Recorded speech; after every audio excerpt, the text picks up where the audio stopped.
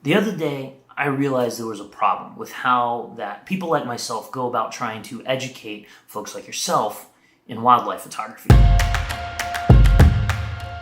And a big part of that problem is that you don't actually get the opportunity to see and experience what is really going on in the field that ultimately translates to us making the decisions that we do to create the photographs that we make, right? So what is the composition, and why did we create the composition the way that we did? Why did we choose the settings the way we did? Why did we pick this one particular photograph out of, say, potentially thousands of other images to show you as an example? And so whether it's the articles that I write for the Journal of Wildlife Photography, or it's these videos that I make like this, they all ultimately still have this same problem that is unsolved, and that's kind of showing you exactly what's going on in the field behind the camera while this sort of stuff is happening. This really does make a difference in terms of our ability to understand why we make the decisions that we make on a day-to-day basis, or on a moment-to-moment basis, I really should say, when it comes to wildlife photography. So what I did, I ran down to the Smoky Mountains, spent a couple of nights, camped out in my rooftop tent over in Cataloochee Valley,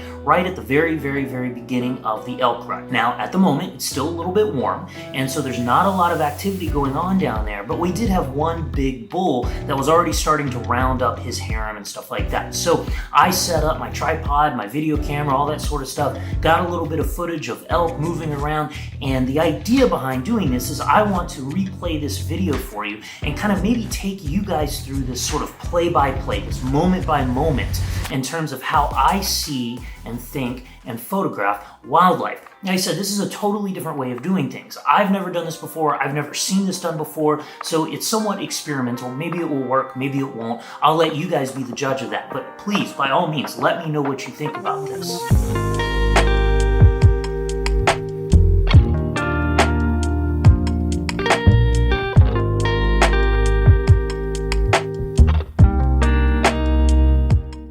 So the first thing that we need to discuss here, of course, is just simply a matter of getting separation in between all of these individual elk. So herd animals like elk during the rut, for instance, or let's say bison in Yellowstone National Park, or even wild horses, are in fact some of the most difficult animals that you're going to find in the wild to photograph. And it's not because animals like elk or bison are difficult to find. It's more of a matter of the fact that it's difficult sometimes to get a good composition, just simply because there's so many animals there. So our eyes, of course, are able to see this in a three-dimensional perspective. So our brains, of course, kind of fill in the gaps. We understand that there's separation between this elk and those sort of things. But when all of this gets compressed down onto a two-dimensional plane, such as a photograph or in this video, things can start to get a little bit weird, because ultimately that elk behind the other elk gets kind of smashed in together. And that's not a pleasing way of representing these subjects. You know, we really need to be able to find some measure of separation between them in order to create compelling photographs. So a lot of this, you know, kind of trying to work the situation is literally just sitting here waiting for these animals to split apart enough for me to be able to capture some separation between the individuals. And once again, anytime we're working with a herd animal like this is a problem that we face. And so much of the time ultimately gets spent just sitting there waiting, hoping that one of them kind of steps away from the rest of the group for us to be able to photograph. Another aspect of this that you need to understand is the concept of depth of field. Now, depth of field is more or less a product of distance. That's the distance of our lens to the subject, but then also the distance of our subject to the background as well. And so it's not just a matter of setting a maximum aperture or,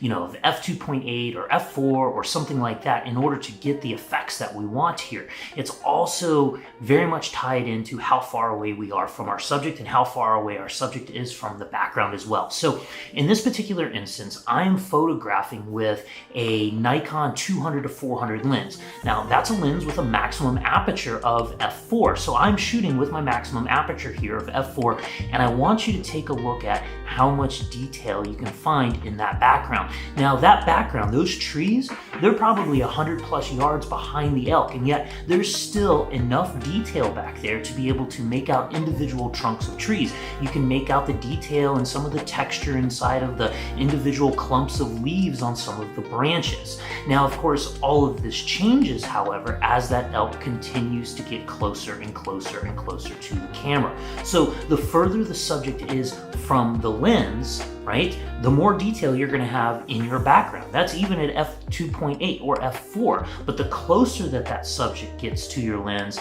the softer that background is going to become. And so in this instance, I'm shooting this at f4 because I want as much separation and as much isolation from that background as I can possibly get. But of course, elk are large animals, and so therefore, even as that animal starts to come in and take up a larger and larger and larger percentage of the frame, you still have plenty of information in the background to understand what's going on, to understand that it's a forest, to understand that there's individual trees and stuff like that.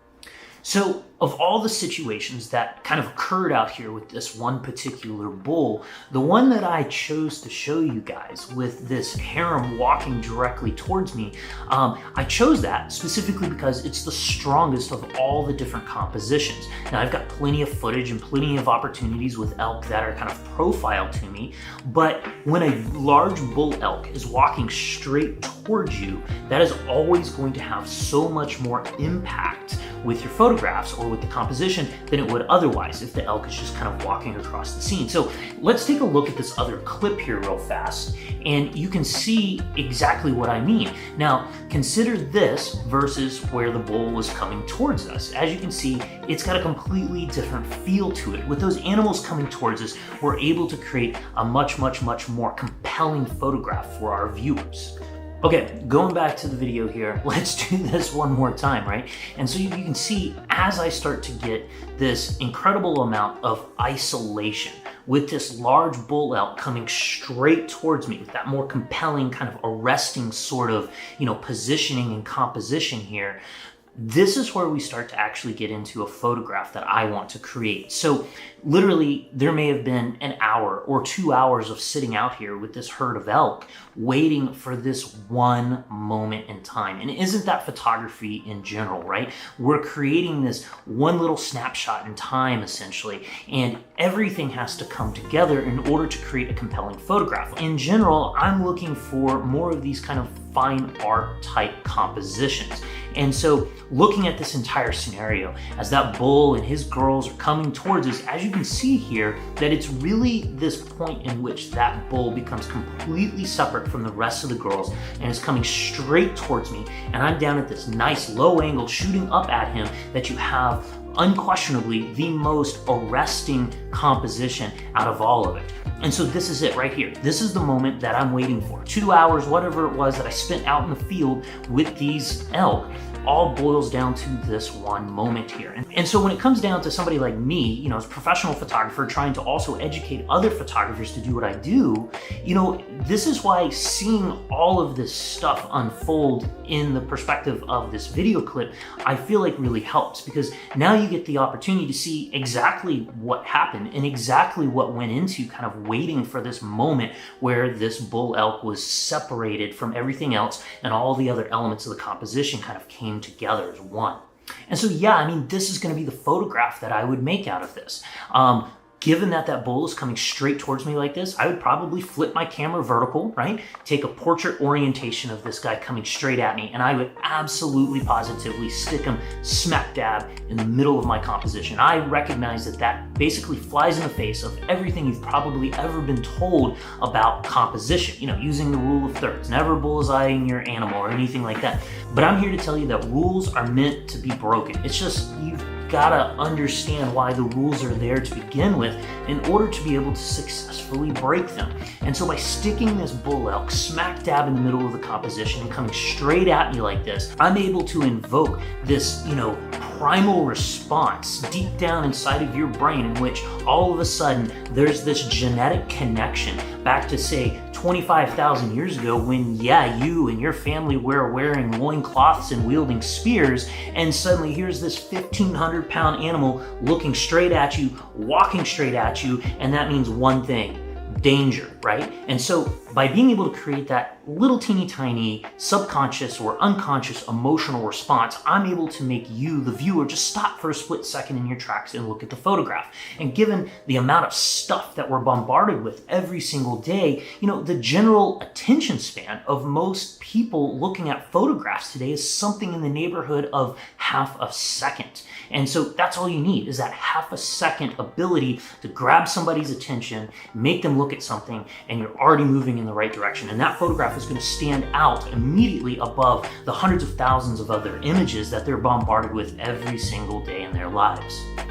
So, like I said, a totally different way of doing all of this sort of stuff, right? I've never tried to just show you guys a video clip of animals walking towards me or just walking across the field and then picking apart that situation in terms of what's actually going through my mind in that scenario. But hopefully by doing this, that gave you the opportunity to actually kind of be with me in the field and understand exactly what's going through my mind as I'm making all of these decisions. And that's exactly what I'm trying to show you here with this video, basically. I want you to see what the various steps in my head are as I approach a situation.